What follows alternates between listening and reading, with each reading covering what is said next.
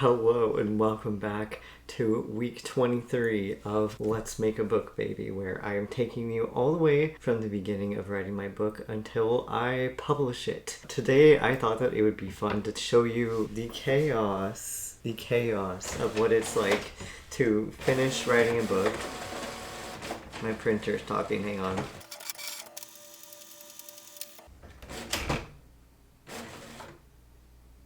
Okay, wow. To finish writing a book while also running a small business with all my other books and also helping my client advertise their book. Let me show you what I have to manage right now. Currently, I am printing illustrations that I drew of Ari and Marcus. You may have seen them on this channel before, but these are going to go to patrons on Patreon. So I just printed a bunch of these out. I'll have some left over for myself and maybe different events and things. And then these are I just keep printing all these thank you cards. Let me show you. This is usually part of what I send out to patrons every month. It'll be some type of like wolf thing for my werewolf books, if that's what I'm working on that month. And normally it's not cut as badly as this one, so sorry about that. But I have like multiple different designs of these that I'll trade off on. So like I'll just stick a print in there. Usually I will wrap the print in something to protect it and then mail it off once a month to $15 tiers. So I try to do bigger things like that for Patreon because that's like a special tier and it's also like limited quantity. So I won't be sending out more than like 10 letters a month maximum, I believe. But I've never had that many signups, so it's been fine. I just send people and they support me every month, which is very nice. So I have to mail those out. I actually am mailing both March and April's together because I usually mail every other month. It's just I figured out recently that that was much easier for me. If you look over here, you will see where I was packing up all of my copies of My Shy Alpha. So I've been sending these to influencers. I sent them a bunch of different gifted copies so that they will post about them. That was like our agreement. We have a little contract and everything. It's been working really nicely so far because I feel like I've gotten to meet such nice people and people who are like actually excited to share indie authors and their work. So everyone has been super sweet. I am very happy to be able to send them gifted copies. Because of that, if you look over here at my shelf, you will see that My Shy Alpha has like a little gap. These are all screwed up. All of them. So I had to buy a whole new box of copies of My Shy Alpha. I thought that I'd have more in that section that I would be able to give to people. But I didn't. So I had to order those and they just came in. So I'll show you. I have to sort them. Also, yes, I realize it's kind of a disaster in here, but sometimes that's just how it goes, right? So this is all the butcher paper I removed. I did take a few out to mail.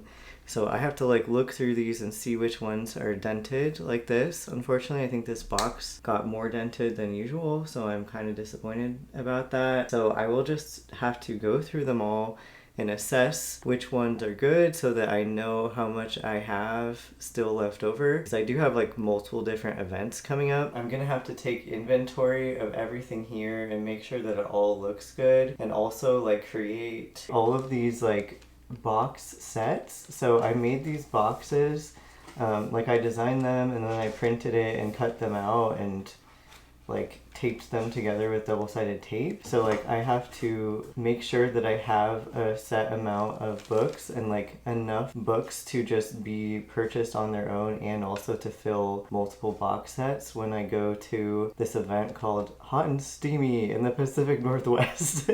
Which actually, by the way, they're doing like a crazy sale if you're in the Pacific Northwest. They're doing like a buy one get one free ticket thing, and I'm also going to be doing a giveaway in the next week or two, so keep an eye out on my socials for that if you're in the Pacific Northwest and would like to go, because I have like 2 free tickets to give away for someone and their friend. But that is like the type of thing that I have to start doing already, even though it's in June, because these sometimes will take a long time to print all these books, and I do not want to pay for rush shipping. This is my client's book. We worked on publishing this together. Like I helped guide them through the self-publishing process for the first time. So this is very cool. It is a non-fiction book about healing your relationship with food and body. Because they created this food and body attachment model, they wanted to share that with everyone. So it has been fun working on that with them. I help them with their social media right now, but they hired like someone to do all the formatting in here, and it turned out really amazingly. So I'm trying to help boost that and just run their social media on the side of mine, because it's helping me fund all of this stuff,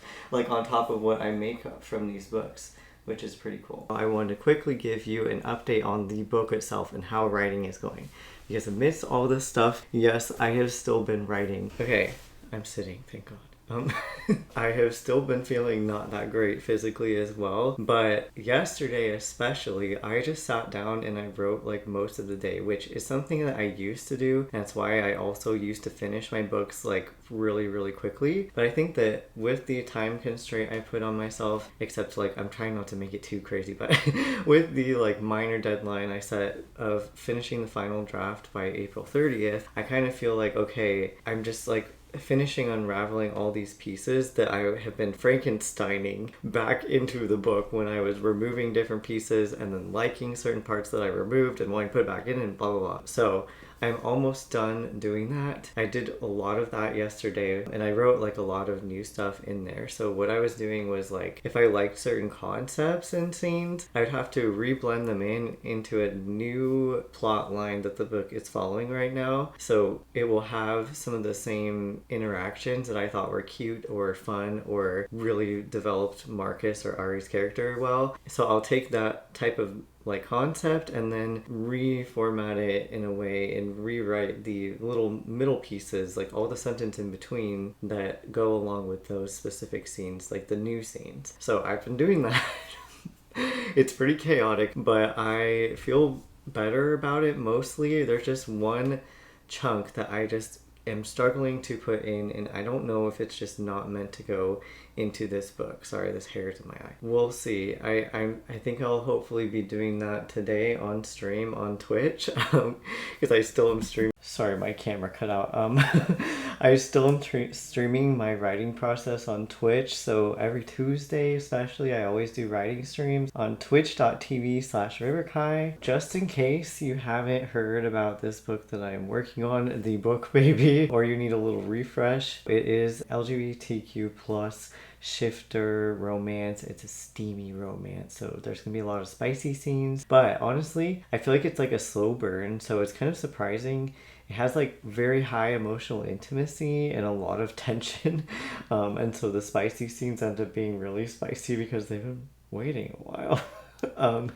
The two main characters are childhood best friends that never admitted their feelings for each other. They thought they were supposed to have this fated mate meeting that werewolves have, and that since they've always known each other, they just didn't really experience that like first moment since they've known each other since they were like 1 and 2 years old. Because of this, they care about each other so much that they have held off on dating or even explaining that they have romantic feelings for each other, feeling like they wouldn't want to take away the other person's very special fated mate relationship. Like they would want them to be happy, which is very cute, but not the good thing to do. They need to confess to each other. So through this book, they kind of both come to terms with that and realize that like, oh my god, I have to tell him. They both of them don't know that the other person's thinking the same thing. And in the backdrop of that, Ari is a complete badass. He's an Omega wolf, and so is Marcus, but Marcus isn't only an Omega. Like most of the time he will feel like that represents him, but sometimes he will feel more beta or alpha, so he's gender fluid werewolf. And Ari is also like, his human gender is trans, so he's a trans guy, so it's very queer. And obviously both of them, it is an MM romance as the people like to say, but with a trans guy and a cis guy. With it being an Omegaverse book, I really like my werewolf books to unpack gender inequality. So Ari and Marcus have planned together at the beginning of this book how to dismantle some of these ideas that have still held in society, because Ari is the son of Aaliyah and Noah. Look closely at this. This was very fun for me to do. See Aaliyah and Noah. I don't know if you can see their features as well. Let me show you the book too. If you look at their features, like see Aaliyah's profile, her nose and lips and everything, and you can just see Noah. He has these very like brooding eyes. Actually, okay, this one's a really good representation of them. I do feel like I'd like to make him look a little bigger than he does here, so this was some old art. But if you look at their faces, right? Look at Aaliyah and Noah's faces, and then look at Ari. Like, I tried to make Ari a perfect blend, and I'm so excited about it. Let me show you. I'm trying to use my screen. Can you see? This is Ari on the left, by the way. But look at, oh my god, that's cute. Wait, I didn't realize this is like a kind of like an homage to this pose. That's so cute. Marcus is squishing Ari against the door because Ari likes to be squished against things, we'll just say. Anyway, let's move on from that. These two tried to dismantle some things, but as we are seeing in real life, some of these concepts that have stuck around in bigotry does not just magically disappear. And so now Ari and Marcus, they're still having to go to this Alpha Summit, which is like this global gladiator competition that all the werewolf leaders go to see who's the strongest alpha, because that's who they're assuming is going to always be the leader. You will know what I mean if you read the full My Chai Alpha series, that they had a lot to work on as a society when it came to that. But in Noah's pack, it's a little bit more open-minded. Some of the main characters in this end up being a gender queer, so they're like bi-gender wolves. I will not spoil who, but that helps to somewhat dismantle and open the door for Ari then 27 years later to come in and be like, hey, I'm a badass even though I'm an Omega, because like he's like, anyone can be strong, they just don't normally give Omega wolves training. That is the drama. Marcus is very into this message and helps him orchestrate this whole plan at the very, very beginning of the book to help make this point. At this like global gladiator competition that all these packs do every year, that they think is ridiculous, by the way. But yes, okay, I also announced this week that I was going to do a title reveal, and since we're doing like this I'm updating you every week type of thing, I'll just give you some transparency on this. So I was hoping that some people would be like, oh, I would love to sign up to do a title reveal, because I've seen people do that for cover reveals, and I've never tried this before. So I just put an open call out, and I'm gonna keep posting a few times, but I only had one person respond, so I was like, oh, that's bad. I might ask a few people directly and see how that works, or just like keep posting about it a little bit more, because I just did one post and I feel like it kind of just fell flat. Like some keyword I had in there must have triggered it to not send to everyone, because social media is very punishing like that. But I have to figure that out. Otherwise, I think that maybe it could be just that people are like, oh, it's just the title, and they might be more interested in signing up to do a cover reveal. So these are the types of things that as a small business owner in general, or just like as an indie author in my instance, that you just have to try and see what happens sometimes, and sometimes it's an epic flop. So that was one of those times, but I'm not feeling deterred by that. I think it'll be okay. I normally just one day show up and I'm like, surprise, here's the cover. So like it's not a big deal if people don't show up early for that. It's already like hard to get people on board for pre-orders to begin with, but it's usually something that I try to do with every book, and that my books have been more successful if I've had a successful pre-order session.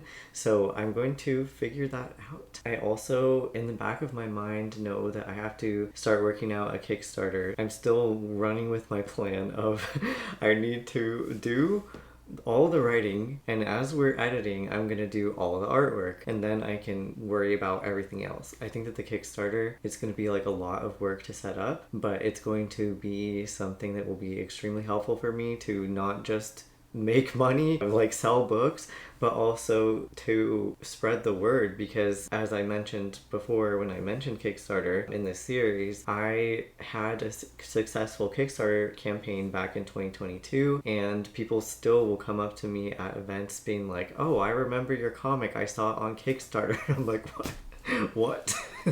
Like, it's so random, but it's really cool. Amazing, honestly. It was like, okay, I'm getting paid to market to everybody. Like, so I was very excited about that. Some of my most loyal readers have come from that Kickstarter. So I would really love to meet more people and to be able to share my book with more people who really, really want this type of book and also are excited about the fact that it's an indie book rather than treating it like a downside. So I really appreciate all those people who become interested in indie books like that, and that's why I think that Kickstarter is a really valuable resource. So we'll see how that goes now in 2026. It's been quite some time. I'm sure there's going to be some differences, but I've been doing a lot of research on different people's campaigns that would be similar to mine, and it looks pretty similar, honestly. So I think that I will follow some of the same formula that I did last time that was very successful and try and see what happens. I hope you enjoyed this chaos update. This is actually more of a glimpse into what I would say is the actual behind the scenes. Oh, one thing that I will say is that I sent the first 2 chapters to Kayla this week, and I was laughing because like I just saw a comment, like I get emails when she comments. It just says like OMG, and I was like, what is she talking about? Like, what happened in the first chapter?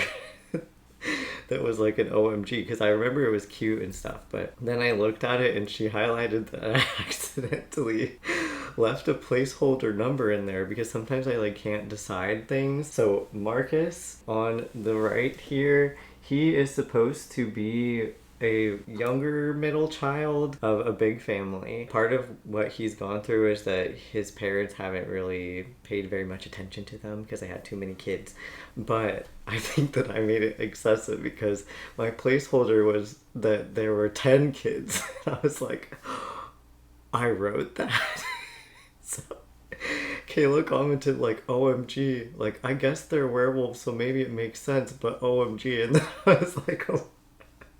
She wrote like multiple comments trying to process that, and then I came back and was like, I don't think that's right. I don't think that's right.